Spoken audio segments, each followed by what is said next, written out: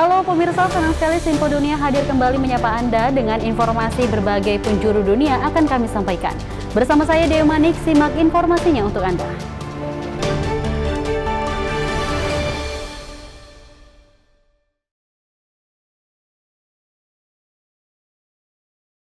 Kita awali informasi kejatuhan rezim Bashar al-Assad di Suriah ini memperburuk ketegangan antara Turki dan Israel. Hubungan kedua negara yang sebelumnya sudah memanas akibat konflik Gaza, kini semakin memanas dengan pengerahan pasukan ke wilayah Suriah. Turki dan Israel sama-sama mengerahkan tentaranya ke Suriah setelah jatuhnya rezim Bashar al-Assad. Hubungan kedua negara sudah tegang akibat perang Israel-Hamas di Gaza. Para analis memperingatkan risiko konfrontasi regional baru. In essence, Turkey is a neighbor to Israel from the north, which is not something we had before. And Israel fears that Syria will be used again for transfer of weapons from Iran to Syria, and hence it will need to operate in the future in Syria. And the situation of Turkish forces in southern Syria will create a problem for Israel and a risk for confrontation. Sebuah laporan pemerintah Israel memperingatkan risiko itu. Dukungan publik Menteri Luar Negeri Israel Gideon Sa'ar terhadap Kurdi Suriah yang ditetapkan Ankara sebagai teroris semakin mengobarkan ketegangan. Baik pemimpin Israel maupun Turki mengklaim memiliki hubungan dekat dengan Presiden AS terpilih Donald Trump. Dan analis mengatakan itu akan memberi Trump pilihan yang sulit. Trump cabinet picks do point to a very pro-Israeli, pro-Netanyahu direction. And of course, Turkey's, the poor state of Turkish relations with Israel will be a problem, especially in U.S. Congress. But I think separate from Trump's cabinet picks and bureaucratic picks, this group, the inner core, believes Turkey is key to this region. Sementara Presiden Turki Recep Tayyip Erdogan menginginkan peran dalam menengahi gencatan senjata di Gaza. Donald Trump sangat mendorong pembebasan sandera Israel dan langkah mengakhiri perang sebelum dia mulai menjabat bulan ini. Ini dinilai sebagai peluang bagi Erdogan untuk memperkuat hubungannya dengan pemimpin AS. Assuming Israel has won most of what it's wanted, Erdogan really doesn't have much fair reason to curse Israel every day, which would remove the most important obstacle to better Turkey-American relations. Langkah lain untuk mengurangi ketegangan adalah menormalisasi hubungan antara Israel dengan Arab Saudi. Sebuah upaya yang diharapkan banyak orang untuk dilanjutkan Donald Trump. Because the normalization deal with Israel and Saudi Arabia will have a Palestinian component, and that will relax some of the tensions between Israel and Turkey. On the Palestinian issue. Sebelum perang di Gaza, hubungan antara Turki dan Israel mulai mencair. Tetapi saat ini, militer kedua kekuatan regional itu berhadapan di Suriah dengan ancaman eskalasi ketegangan lebih lanjut. Untuk isu Timur Tengah, Donald Trump telah menunjuk 2 orang pebisnis sebagai penasihatnya. Pertama, dia menunjuk seorang kawan lama, Stephen Witkoff, yang merupakan seorang investor real estate sebagai utusan khusus. Dia juga menunjuk besannya, Masad Bulos, sebagai penasihat senior urusan Arab dan Timur Tengah. Dari Washington DC, saya Rio Tuasikal dan tim VOA. Sementara itu pemirsa, pada KTT Iklim COP29 di Baku, Azerbaijan, pemerintah Indonesia mendorong perdagangan karbon sebagai langkah untuk menghadapi perubahan iklim. Pemerintah menyatakan bahwa pendekatan ini efektif dan juga menarik minat negara lain. Namun langkah tersebut menuai keraguan dari para pengamat dan juga aktivis lingkungan. Dalam KTT Iklim COP29 yang berjalan selama 2 pekan di Baku, Azerbaijan, perdagangan karbon menjadi salah satu fokus Indonesia. Dalam pembukaan Pavilion Indonesia, Utusan Khusus Energi dan Perubahan Iklim Hashim Joyo Hadikusumo mengatakan Indonesia punya ratusan juta ton kredit karbon untuk dijual. We also have verified 577 million tons of carbon that we want to present to the world. And the government, under the leadership of the Minister of Environment, Pak Hanif, is finalizing the assessment of a further 600 million tons of carbon, which we expect to offer to the world within the next few months. Di Azerbaijan, Indonesia mengantongi komitmen pembelian kredit karbon dari Norwegia dan Uni Emirat Arab. Dalam perdagangan karbon, sebuah negara atau perusahaan dapat membeli apa yang disebut sebagai kredit karbon untuk mengoffset atau mengkompensasi emisi yang dihasilkan negara atau perusahaan tersebut. Dan kredit karbon ini disediakan oleh negara-negara yang dianggap mampu menyerap karbon seperti Indonesia. Pemerintah Indonesia melihat perdagangan karbon sebagai salah satu cara untuk mencapai target pengurangan emisi. Namun perdagangan karbon tidak lepas dari kritik. Organisasi lingkungan WALHI menilai perdagangan karbon tidak mengatasi sumber masalah. Metode itu efektif untuk mengurangi emisi gas rumah kaca atau tidak gitu. Secara prinsipil metode perdagangan karbon ini tidak akan efektif mengurangi emisi gas rumah kaca karena masih emitter masih mengeluarkan emisinya dari sumbernya. Selain itu, perdagangan karbon juga masih diperdebatkan. Menurut pengamat dari Climate Policy Initiative atau CPI.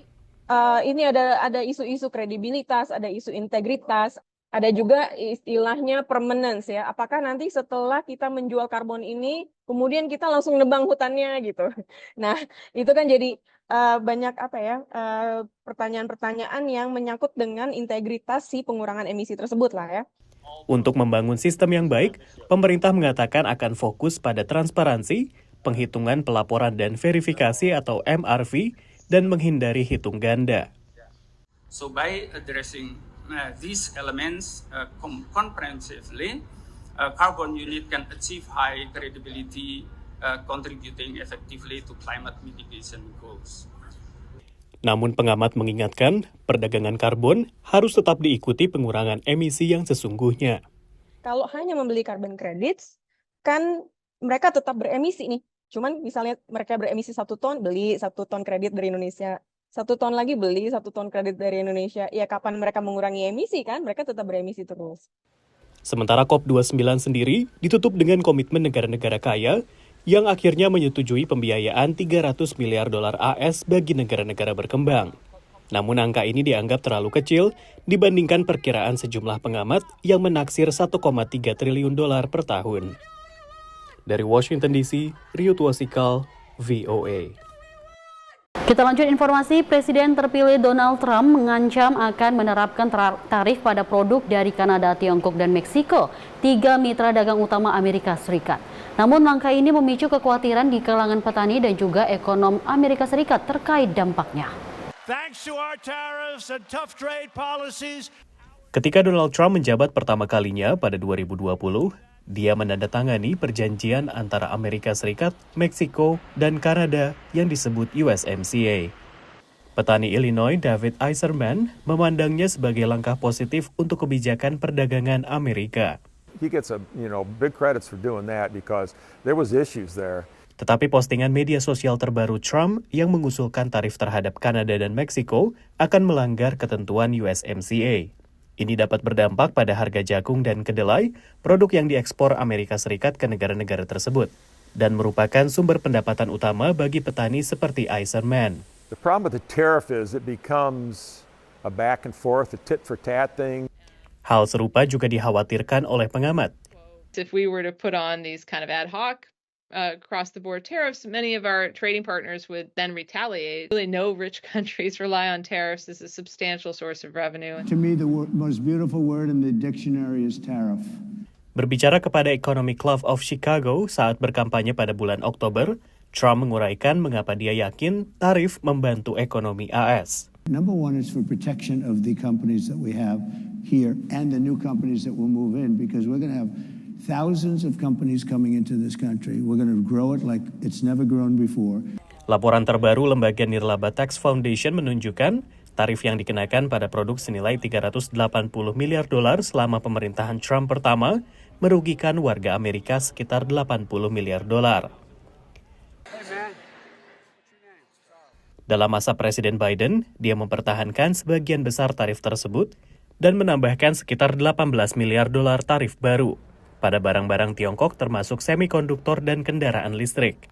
Menurut penghitungan Tax Foundation, jika digabungkan, seluruh penerapan tarif selama 7 tahun terakhir telah menyebabkan pemangkasan PDB Amerika Serikat senilai 0,2% serta menyebabkan hilangnya 140.000 lapangan pekerjaan. Pada 2019, Tiongkok memberlakukan tarif balasan pada ekspor kedelai AS, menyebabkan Tiongkok beralih ke pemasok lain. Tahun ini pangsa impor kedelai AS di Tiongkok adalah 18%, turun dari 40% pada 2016. Sementara data Bea Cukai Tiongkok menunjukkan pangsa Brasil telah tumbuh menjadi 76%. Asosiasi Petani khawatir bahwa gelombang baru tarif balasan akan merugikan petani jagung dan kedelai AS yang sudah berurusan dengan harga yang rendah. If you look at the past of the Trump administration, it's a path that causes some concern. We want to make sure that we open those markets, not close those markets. Itulah sebabnya petani seperti David Eiserman berharap ancaman tarif baru tidak berdampak pada penghidupannya. We're going to have the biggest agricultural trade deficit in a long, long time. Dari Washington DC, demikian laporan tim VOA. Dan pemirsa, ini masih menjadi isu hangat di mana korban jiwa meningkat dalam kebakaran hutan di California karena diperparah oleh angin kencang. Kerugian material dari kebakaran ini masih belum pasti, namun meskipun beberapa memperkirakan jumlahnya dapat mencapai hingga 150 miliar dolar atau sekitar 2.000 triliun rupiah. Pasangan Simran dan Ishan adalah pemandu wisata di Los Angeles, negara bagian California. Mei tahun lalu, keduanya merekam permukiman mewah dan kawasan belanja high-end di Pacific Palisades dengan kamera 360 derajat. Rekaman itu kini disandingkan dengan kondisi Pacific Palisades sekarang setelah diterjang kebakaran besar awal Januari. We woke up this morning in Los Angeles to see that potentially 10,000 homes or more have burned in the Pacific Palisades area. It looks like a warscape here. Total kerugian masih belum bisa dipastikan. Usually this time of year they're seeing a fair amount of rain in California. It's their rainiest time of the year. The fact that we haven't seen rain means that when these winds occur, they do create a pretty conducive environment for wildfire. Bank investasi RBC Capital Markets memperkirakan total kerugian terasuransi bisa mencapai hingga 20 miliar dolar atau 326 triliun rupiah. Perkiraan serupa diungkapkan Bank Wells Fargo. Meski jumlah kerugian total bisa 3 kali lipat. Sementara konsultan pemantau cuaca AccuWeather memiliki proyeksi jauh lebih besar. $135 to $150 billion in total damage and economic loss, a truly staggering number. Of course, we're looking at things like the amount of insured damage that's occurred and uninsured damage, but far beyond that, we're considering things like disruptions to commerce, the cost of job losses, businesses that may never reopen in the affected areas. Kebakaran hutan dahsyat di California terjadi tak lama setelah badai salju kuat melanda sebagian Amerika Serikat dari bagian barat tengah hingga ke pantai timur termasuk ibu kota AS Washington DC, disusul dengan badai salju yang melanda sebagian wilayah selatan Amerika termasuk Texas dan Georgia. Having such a destructive hurricane season, a very destructive tornado season with lots of tornadoes across the United States, and now just a few days into 2025, a significant historic disaster in terms of wildfire across Southern California. AccuWeather memperkirakan kebakaran hutan bisa mengikis produk domestik bruto California sebesar 4%. Bencana beruntun juga menekan PDB Amerika Serikat. Total damage and economic loss from the major disasters in the last 12 months, when you sum up all the estimates that we have presented, that comes to a total of $606 to $674 billion. So almost $750 billion. Said another way, about 2.5% of the United States average annual gross domestic product. Dari Washington DC, Nova Purwadi dan tim VOA. Anda kembali menyaksikan Sinpo Dunia. Kita lanjut informasi. Produsen pesawat supersonik Boom percaya diri dapat menghadirkan penerbangan berkecepatan tinggi dalam 5 tahun ke depan. Seberapa realistis pandangan ini menurut para analis Dirgantara dan apa yang membuat pesawat ini berbeda dari Concorde yang pensiun 21 tahun silam? Selama 10 tahun terakhir, perusahaan dirgantara Amerika Serikat Boom Supersonic mengembangkan penerbangan melebihi kecepatan suara dengan pesawat supersonik yang diberi nama Overture. So we've all got a future to look forward to of flights that are faster and more sustainable aboard Overture, which should be ready for passengers in about 5 years. Begitu diluncurkan, Overture menjanjikan penerbangan dari New York ke London dalam 3,5 jam. Jauh lebih singkat dari waktunya sekarang selama sekitar 7 jam. Ini hampir sama dengan waktu terbang Concorde, pesawat supersonik yang diluncurkan akhir tahun 1960-an. Meski harga tiket pulang pergi untuk Overture diproyeksikan $5.000, jauh lebih murah dibandingkan tiket Concorde. Concorde was really remarkable for a 1960s airplane, in many ways ahead of its time. But the big problem was it was simply too expensive for most people to fly on. Think $20,000 a ticket, which for most people is just not reliable transportation. But fast forward literally 60 years, now we've got new materials, better aerodynamics, more efficient engines. Everything electronic has gotten lighter weight and better. So we can build a new generation supersonic airplane that is more affordable to fly on and can cover more routes as well. Setelah mengalami masa jaya tahun 1970-an, pesawat Concorde akhirnya dipensiunkan tahun 2003. If the Overture is flying in the next 5 years, I should be one of those people standing at the edge of a runway cheering, because I think it's a great technological advance. It's whether or not, of course, airlines are going to take up this position. Menurut Boom Supersonic, Overture telah mulai diminati sejumlah maskapai penerbangan di Amerika Serikat maupun internasional dan mengundang antusiasme konsumen. Bandara di Amerika Serikat belakangan umumnya relatif sibuk dengan jumlah penumpang telah mendekati atau bahkan melampaui angka pra-pandemi. Tapi pertanyaannya, seberapa banyak yang rela untuk membayar $5.000 untuk penerbangan dari New York ke London? Karena pada saat yang sama, tiket New York-London bisa didapatkan dengan harga ratusan dolar. I can understand why so many people flew Concorde, London, New York, because that's where the money is. It's people who value their time and have a huge premium put on it. It's a niche market out there. And it'll be very interesting to see if Boom and Overture can actually make that market pay. Selain rute New York ke London dan sebaliknya, Boom Supersonic telah mengidentifikasi sedikitnya 600 rute lain yang juga bakal menguntungkan maskapai. Dari Washington DC, Nova Purwadi dan tim VOA. Kita beralih dengan informasi lainnya pemirsa, banyak orang sering menghindari polusi udara dengan membatasi kegiatan di luar ruangan. Namun bagaimana bila polusi di dalam ruangan ternyata umumnya lebih parah dibandingkan udara terbuka? Ini merupakan temuan produsen filter udara elektronik yang juga mengingatkan kembali perlunya ventilasi udara. Berikut informasinya.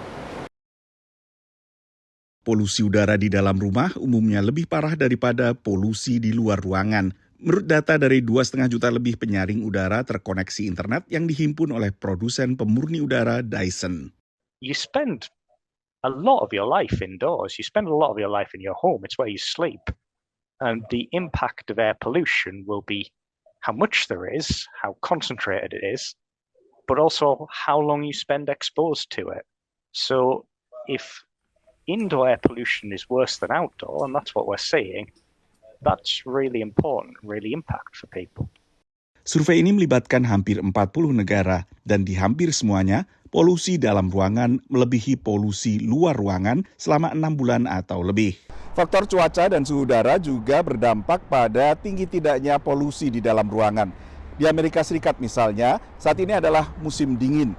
Seperti juga negara-negara di belahan bumi utara lainnya, warga tak banyak bepergian keluar rumah. Dan karena itu, untuk Amerika Serikat sebagai contohnya, tingkat polutan di dalam ruangan paling tinggi pada Januari hingga Maret.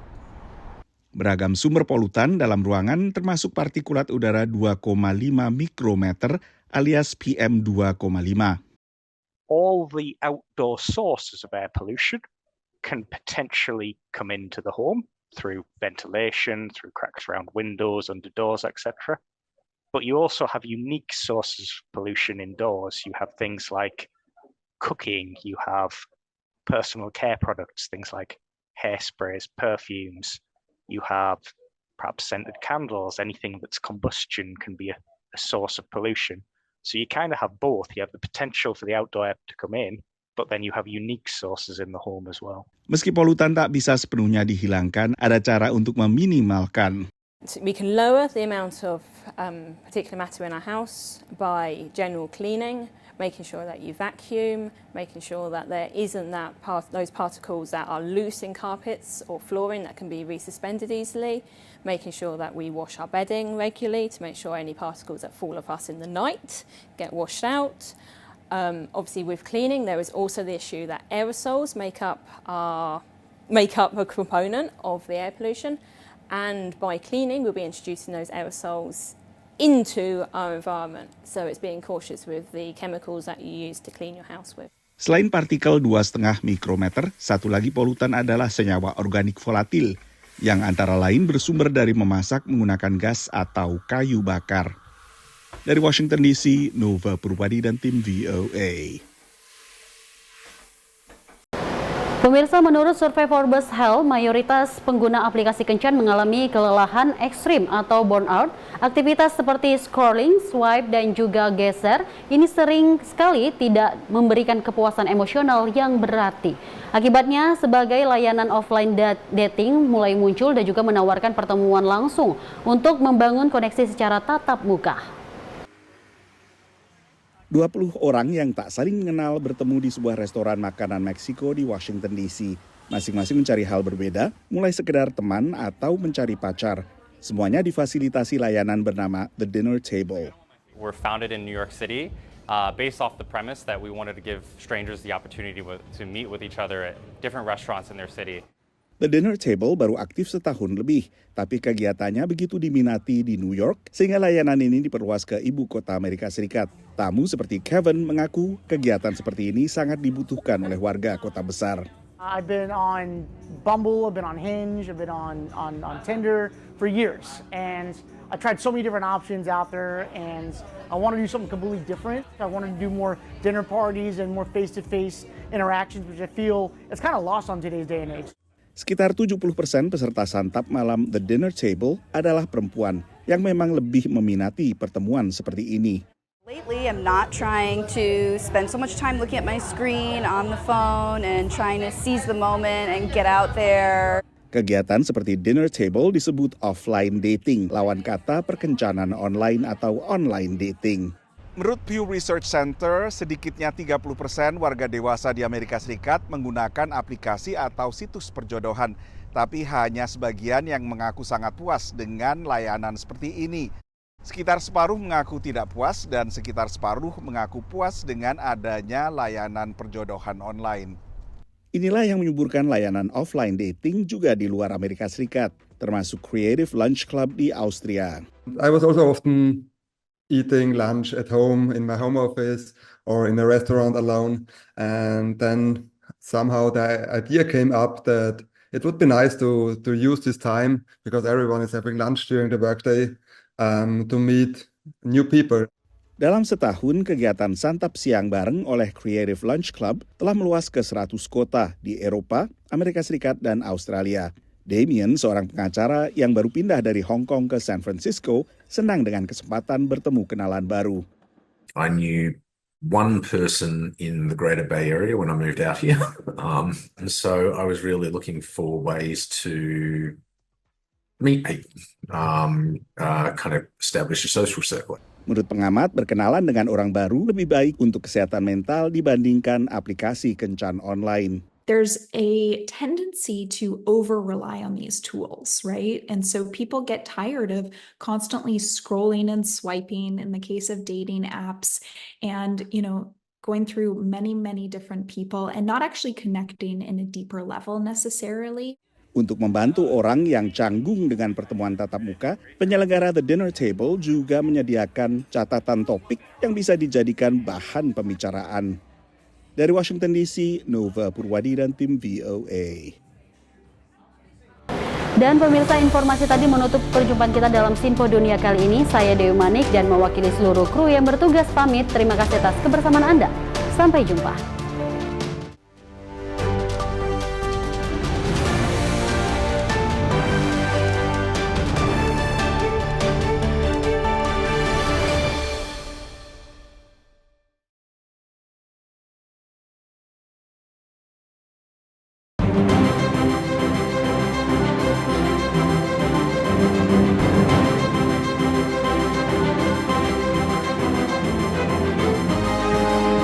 Simple TV, News, Sport, Entertainment.